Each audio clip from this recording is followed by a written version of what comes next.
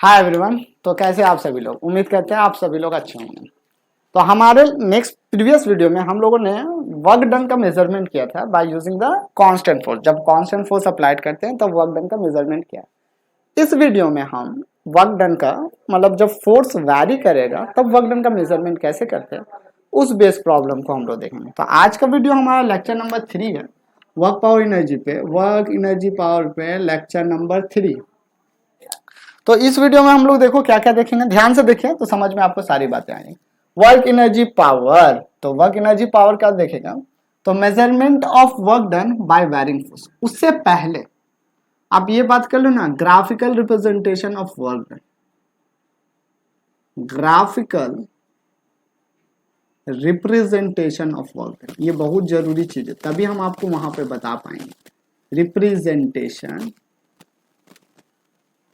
Graphical representation गलत है spelling, representation of work done, graphical representation करेंगे। बच्चा यहाँ याद रखोगे, जब फोर्स कांस्टेंट रहेगा तब जो हम फोर्स अप्लाई करेंगे, फोर्स कांस्टेंट रहेगा तभी करना, आर कभी नहीं करना। फोर्स कांस्टेंट रहेगा, ठीक है, तब ग्राफिकल रिप्रेजेंटेशन। देखो हम लोग क्या बात जानते हैं, हम लोग तो ये बात जानते ही हैं, since work done is equal to force into displacement. Force यहाँ पर है क्या है, कांस्टेंट है, क्या है, कांस्टेंट। तो अगर फोर्स कांस्टेंट है, डिस्टेंस के साथ वैरी नहीं हो रहा, तो ये मान लो डिस्टेंस हमारा एक्स एक्सिस में, हमेशा एक्स एक्सिस में लो, और फोर्स, अगर ये बातें हैं तो डिस्टेंस के साथ, डिस्टेंस जितना भी दूर चला जाए फोर्स का वेरिएशन तो हो नहीं रहा। इसे हम लोग बोलते हैं work done curve under FD graph. Work done curve under FD graph, इसे याद रखोगे, इसे याद रखना, work done curve under FD graph. और एफडी ग्राफ का ये जो एरिया आएंगे ना बच्चा, एफडी ग्राफ का ये जो एरिया, उसे ही हम लोग क्या बोलते हैं, amount of doing work done. ये एरिया का वैल्यू जो है, तो यहाँ पर हम बोल सकते हैं ये बातें, amount of doing work done, amount of work done, doing work छोड़ दो, खाली वर्क डन लिखो, वो किसके बराबर होगा, area of force curve under FD curve. Area under FD graph लिख लो, एरिया अंडर एफडी ग्राफ, आर कुछ नहीं, छोटा सा बात था यार, कुछ नहीं। ओके, एक छोटा सा न्यूमेरिकल यहां से दिया जा सकता है, find out the amount of work done from the given graph. Question कैसा रहेगा हमारा, find out the amount of work done, find out the amount of work done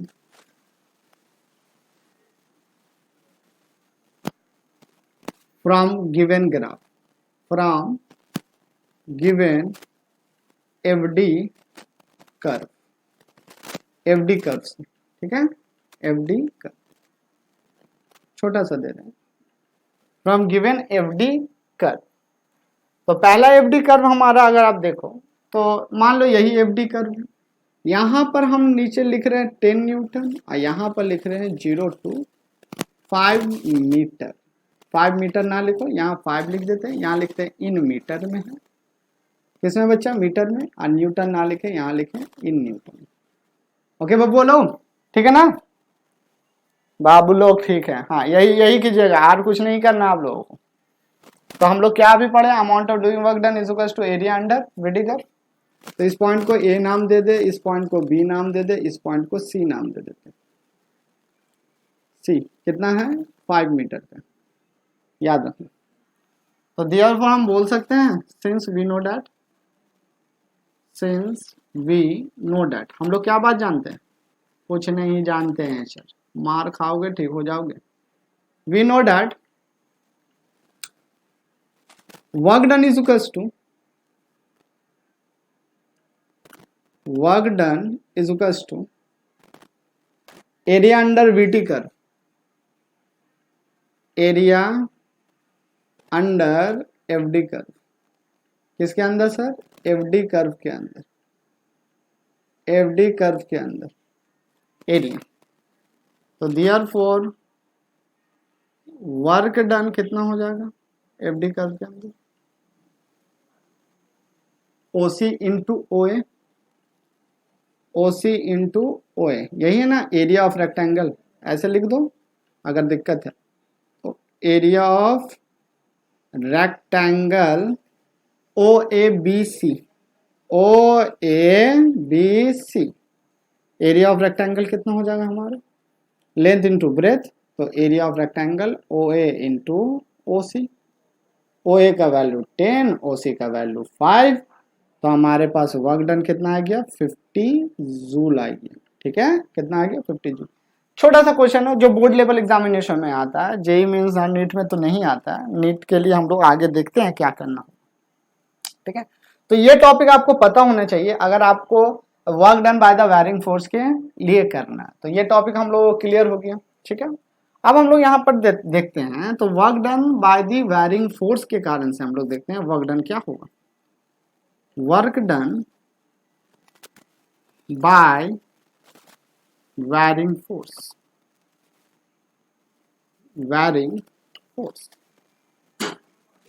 wiring force, force wiring force के कारण से क्या work done होता है, उसका मेजरमेंट क्या कैसे करते हैं, उसे हम लोग करेंगे। ठीक है, चले आइए। कौन है बच्चा, आ जाओ अंदर, आ जाओ।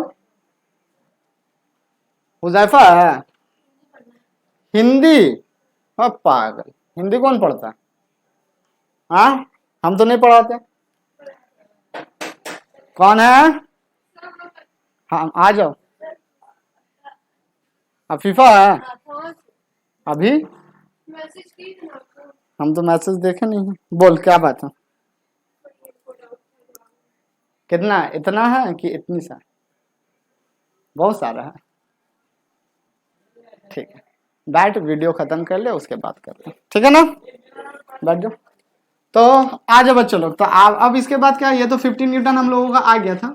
इसके बाद हम करते हैं work done, measurement of work done bye wiring force, measurement of work done, measurement of work done, work done bye wiring forces, किसके, किससे बच्चा, वायरिंग फोर्सेस, फोर्सेस नहीं फोर्स, मतलब जब हमारा फोर्स वैरी करेगा तब amount of doing work done कितना होंगे उसको मेजर करना।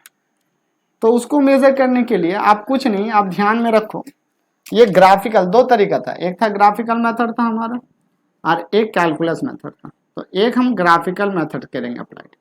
तो बाय ग्राफिकल मेथड, एक कौन सा मेथड अप्लाई कर देंगे, ग्राफिकल मेथड अप्लाई करेंगे।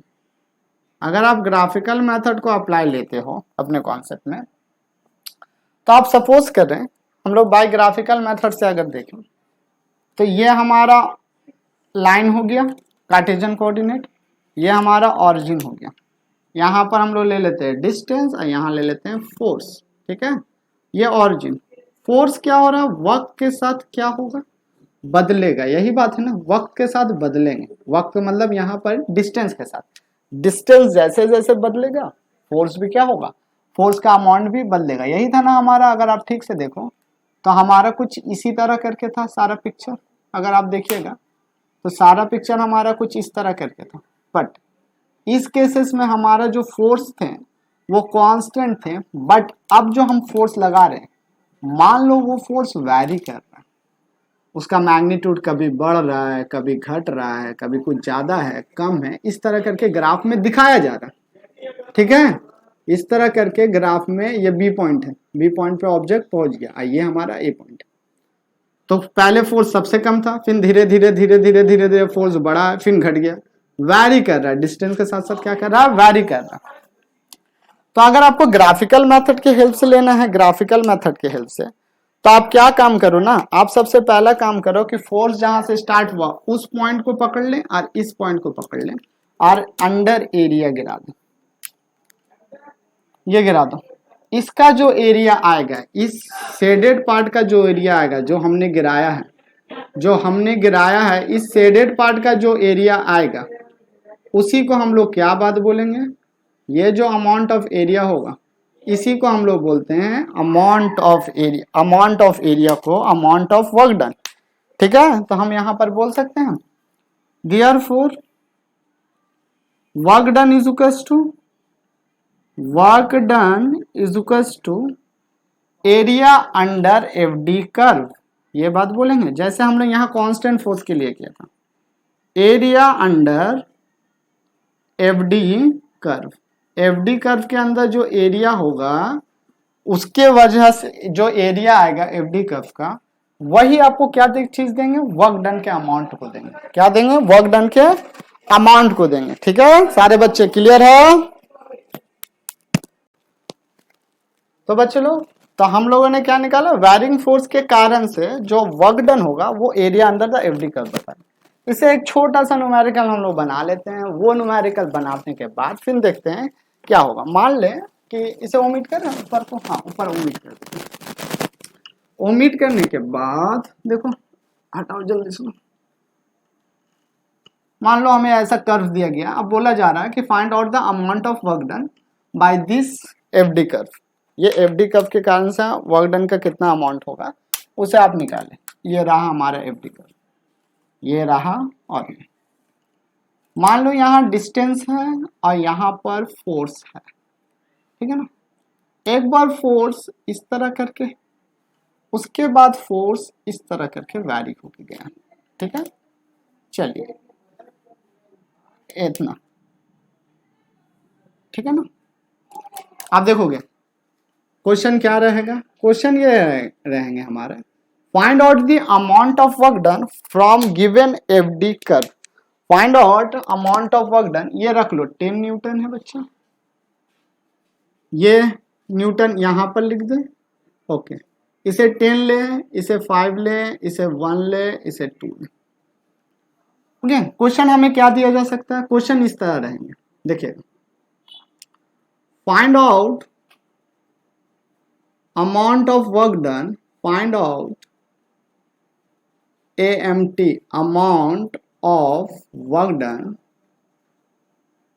from given figure, from given FD curve, FD curve, FD curve से जो हमारा अमाउंट ऑफ वर्क डन निकलेगा उसे निकालना है।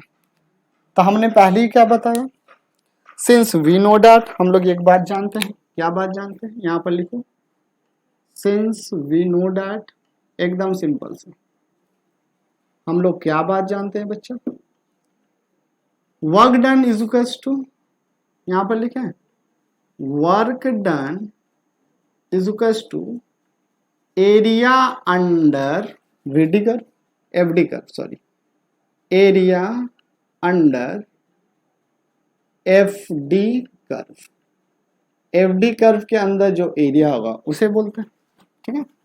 इस पॉइंट को ओ ले लें, इस पॉइंट को आप ए ले लें, इस पॉइंट को बी ले लें, इस पॉइंट को सी ले लें, इस पॉइंट को डी ले लें, और इसे देखोगे, एक सेकेंड, इसे ई ले लो और इसे एफ ले लो। ये 1 मीटर है, पता रहना चाहिए, ये 2 मीटर है, ये भी पता होना चाहिए, ठीक है ना। तो एरिया अंडर वीटी कर्व, तो एरिया अंडर वीटी कर्व अगर आप ध्यान से देखें तो कौन सा है वीटी कर्व के अंदर एरिया, ये वाला एरिया है वीटी कर्व के अंदर, ये वाला एरिया, एक इस रेक्टेंगल के कारण से, एक इस रेक्टेंगल के कारण से। देयरफॉर हमें ये बात लिखें, देखो, therefore work done is equal to area of rectangle O A B F, area of rectangle O A B F plus area of rectangle C D E F, C D E F.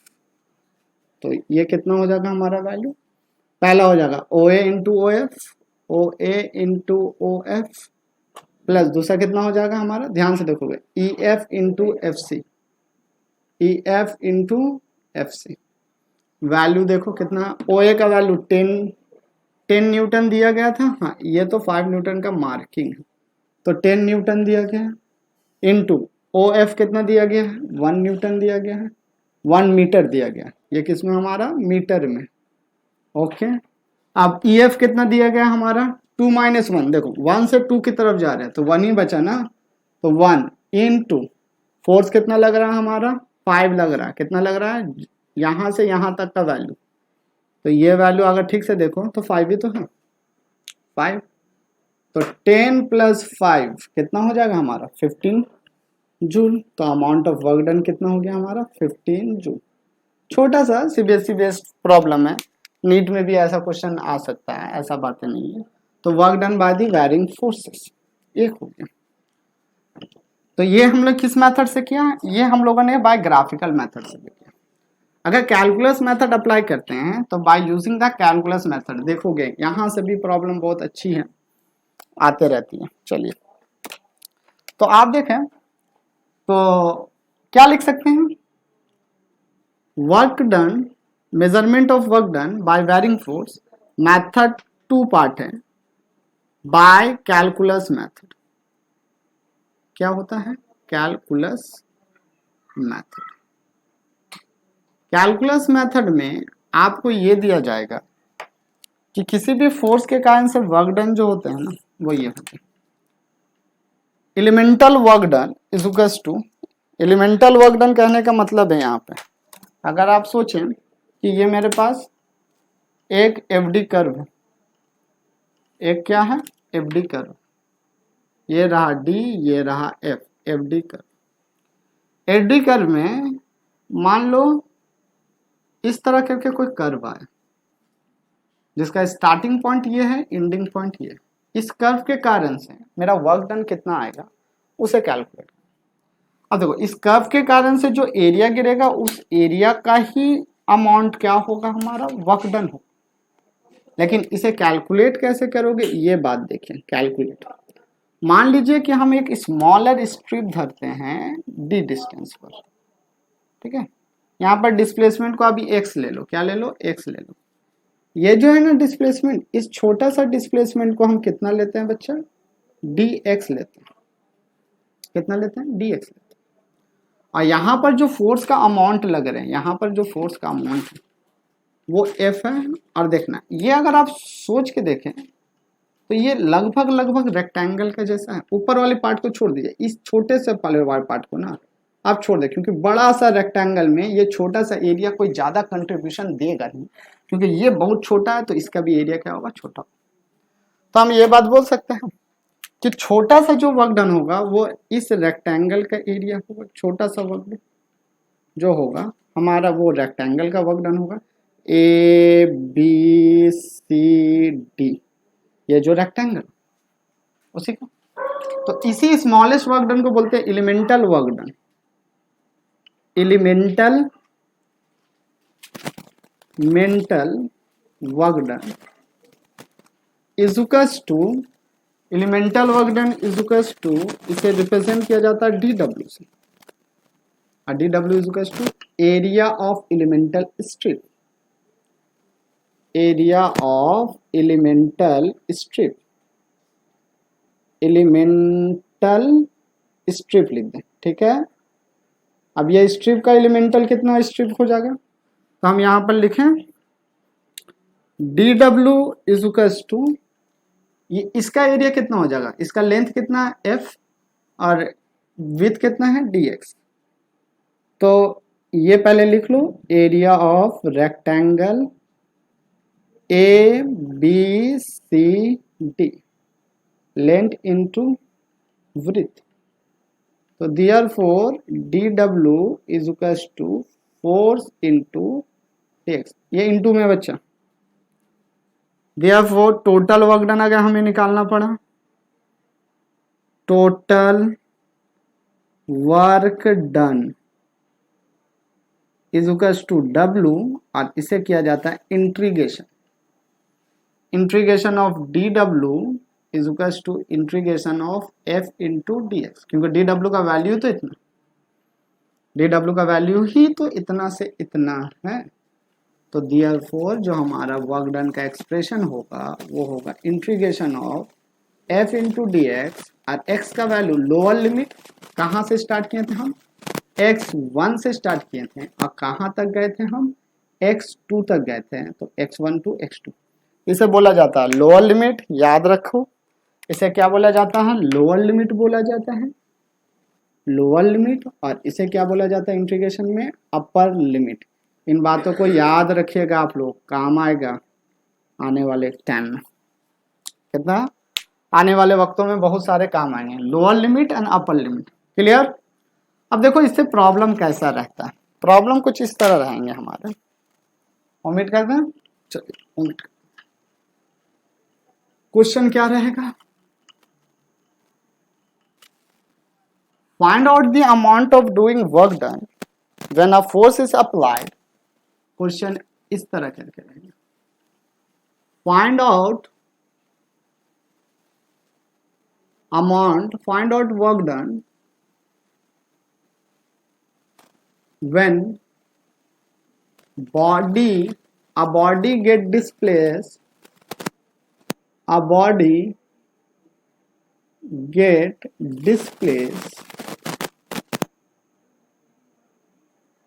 displaced from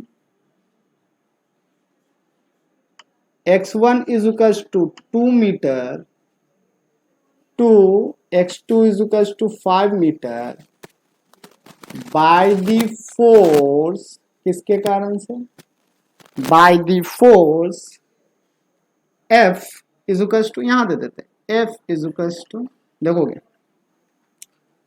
x square plus x plus 2 Newton. तो क्या बोला गया कि find out amount of work done, find out the work done when the body get displace, एक body को displace किया गया by the force जो वैरी कर रहा है, किसके साथ, डिस्टेंस के साथ वैरी कर रहा है, उसके कारण से। ओके। और जब भी आप एक बात याद रखना, यहां पर इंपॉर्टेंट पॉइंट नोट कर लीजिएगा, इंपॉर्टेंट पॉइंट, व्हेन यहां पर बात नोट कीजिएगा, नोटेड जो पॉइंट है, अगर फोर्स हमारा किसी भी फंक्शन रहा, मतलब x के साथ वैरी कर रहा है, x का फंक्शन है, तो हमेशा हम लोग कैलकुलस मेथड ही यूज करते हैं उसका वर्क डन लगाने, कैलकुलस मेथड हमेशा। ओके, चलो सॉल्यूशन देखो। अब सॉल्यूशन क्या है आप देखेंगे, सॉल्यूशन आप देखोगे तो सॉल्यूशन कुछ इस तरह मिलेगा, since we know that, since we know that, हम लोग क्या बात जानते हैं, हम लोग कुछ नहीं जानते ना, कुछ जानते हो नहीं सर।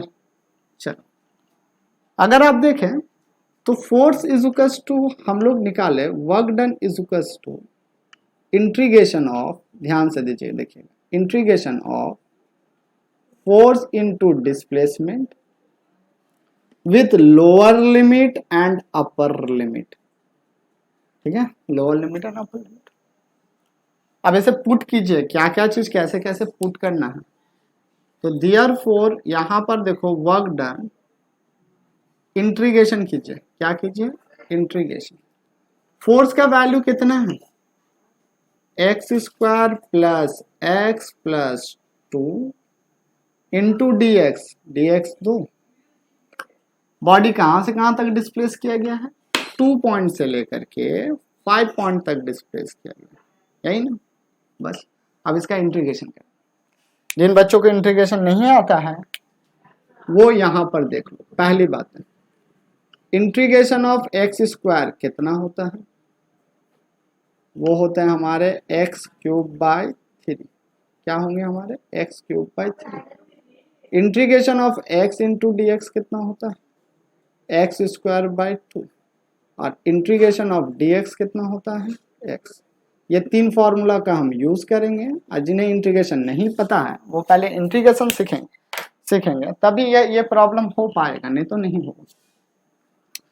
चलो अगर इतना बात क्लियर हो रहा है, इतना बात हम लोग समझ रहे हैं, तो आगे आप देखोगे तो आगे क्या बातें आएंगी।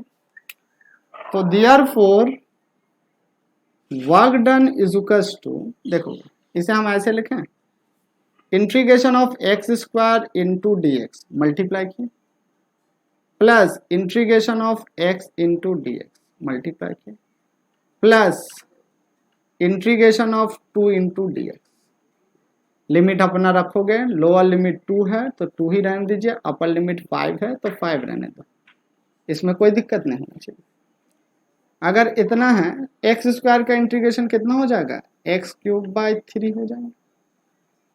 अभी बताएं, लिमिट 2 से लेकर के 5 तक, प्लस एक्स का इंटीग्रेशन कितना हो जाएगा, एक्स स्क्वायर बाय 2 हो जाएगा, लिमिट 2 से लेकर 5 तक, सॉरी 2 से लेकर के हमारा 5 तक। देखोगे इसका इंटीग्रेशन आपको नहीं पता है तो 2 आप बाहर ले लो। अब तो आपको इंटीग्रेशन पता है कि नहीं पता, 2 तो कांस्टेंट है, बाहर चला जाएगा, 2 से लेकर के 5 वैल्यू रखेंगे तो W is equals to upper limit 5 का क्यूब माइनस लोअर लिमिट 2 का cube divided by 3 plus upper limit 5 का स्क्वायर माइनस लोअर लिमिट 2 का स्क्वायर डिवाइडेड बाय 2 प्लस 2 तो हमारा बाहर है, x का इंटीग्रेशन x हो जाता, लिमिट कहाँ से कहाँ जाएगा, 5 से 2 जाएगा। ये देखोगे ये 125 हो जाएंगे, 125 minus 8 divided by 3, okay, plus ये 25 माइनस 4 डिवाइडेड बाई 2 और प्लस 2 टाइम्स ऑफ 5 माइनस 2, है ना, upper limit minus lower limit. जिन बच्चों को ये दिक्कत है अपर लिमिट और लोअर लिमिट रखना, ध्यान से सोचेंगे तब उसके बाद होगा। चलिए आइए, वर्क डन, नहीं तो आप इंटीग्रेशन का वीडियो आराम से देखो तब उसके बाद क्लियर हो जाएगा। 125 माइनस 8 कितना हो जाता है, 8 से गया 117 बाई 3, 117 बाई 3, ओके, हाँ ठीक है, प्लस 21 बाई 2 प्लस ये कितना हो जाएगा, 5 में 2 गया 3, 3 2 जा 6, ये कैंसिल हो जाएंगे, कितने बार में होंगे अगर सोचे देखो, 3 3 जा 9, 3 9 जा, हाँ बिल्कुल हो जाएंगे 3 से 39 प्लस देखोगे ये 39 हो गया, ये कितना हो जाएंगे हमारे, अगर आप सोचो 10.5 डिवाइड करने के बाद, और ये हमारे कितना हो जाएंगे 6, 10 6 16, 16 और 39 कितना होता है 39, 10 और 16 ना, हाँ तो 5 3 1 4 5 55 हो जाएगा, कितना हो जाएगा हमारा 55। तो ये हमारे पास कितने आ गए 55.5। थोड़ा टफ है लेकिन हाँ एग्जाम में तो ऐसा आता ही है, ये है थोड़ा जेई लेवल्स का। तो ये रहा हमारा इतना जूल, और आपके एग्जाम में भी ऐसा क्वेश्चन रहते हैं, आप लोग कैलकुलेशन नहीं कर पाते हो, इसीलिए आप लोग के लिए टफ, ठीक है। तो आज का वीडियो हम लोग यहीं तक रहने देते हैं, नहीं तो वीडियो काफ़ी ज़्यादा लंबा हो जाएगा। आप लोग यहाँ तक पूरा क्लासेस को अच्छे से कर लीजिएगा लेक्चर नंबर 3 तक। इसके बाद नेक्स्ट वीडियो में हम मिलेंगे और कुछ इंपॉर्टेंट प्रॉब्लम वर्क डन का लेकर के आएंगे, और उसके साथ साथ एनर्जी का भी टॉपिक को स्टार्ट करेंगे, ठीक है। तब तक सभी बच्चे पढ़ाई लिखाई करते रहें।